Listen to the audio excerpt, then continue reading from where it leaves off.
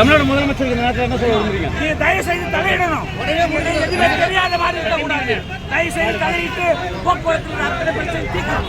ஓய்வு பெற்றவங்க யாருக்கும் பென்ஷன் கிடையாது. இப்ப பென்ஷன் வந்ததுன்னா 21 பிறகு வேலை செய்யறவங்களுக்கு ஒத்துக்கம் கிடையாது. எல்லாரும் பேர் அவர் ஆரம்பிச்சிட்டான்.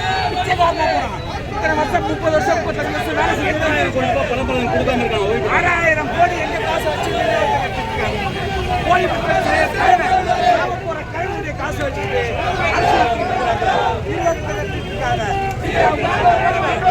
நாங்கெல்லாம் வந்து பயணம் சொல்லி எங்க காசை வச்சுட்டு எங்க நிறுவனத்தை நடத்துறது நியாயம் கிடையாது.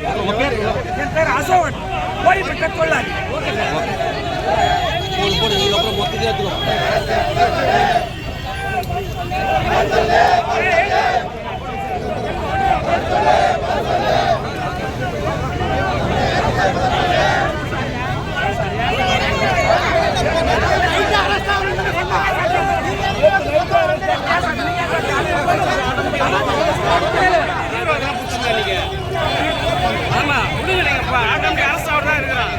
சொன்ன ஒரு வார்த்தை அதாங்க வார்த்தையை வந்து சொல்றான்